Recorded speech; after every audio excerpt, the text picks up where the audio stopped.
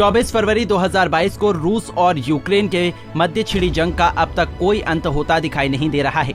रूस और यूक्रेन की ओर से लगातार एक दूसरे पर हमले किए जाने की वजह से दोनों देशों को अब तक खासा नुकसान पहुंचा है। इसके बावजूद दोनों में से कोई भी देश युद्ध को विराम देने की स्थिति में नजर नहीं आ रहा है। इस बीच रूस में वैगनर ग्रुप की ओर से तख्ता पलट की संभावना के खत्म होते ही रूसी सेना ने एक बार फिर से यूक्रेन के 2 शहरों पर मिसाइलों से हमला कर दिया है, जिसमें कई यूक्रेनी नागरिकों की जान चली गई है।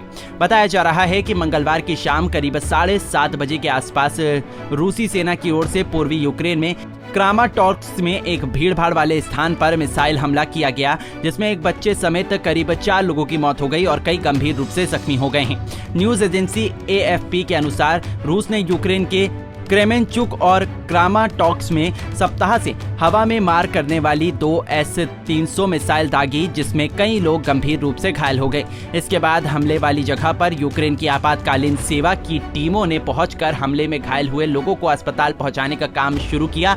हमले में 42 लोगों के घायल होने की बात कही जा रही है। भीड़ भाड़ वाले स्थानों को रूस बना रहा निशाना।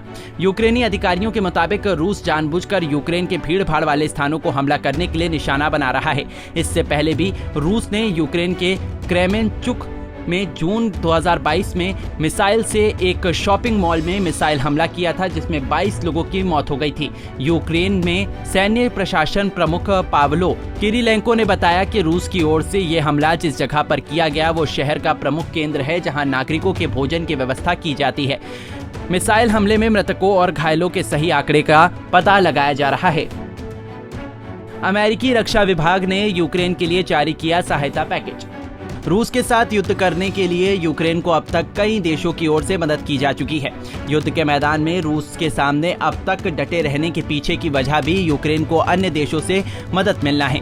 वहीं अमेरिकी रक्षा विभाग की ओर से यूक्रेन की सहायता के लिए पैकेज का प्रबंध किया गया है।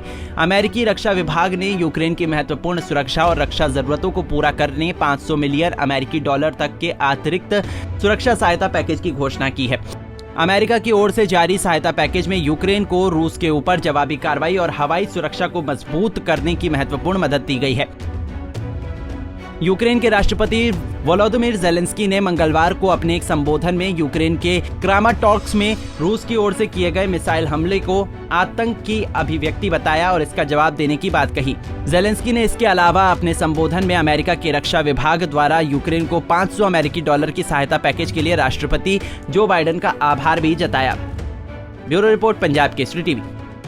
हमसे जुड़े रहने के लिए हमारे YouTube चैनल को सब्सक्राइब करें और नई वीडियो की नोटिफिकेशन के लिए बेल आइकॉन को दबाएं।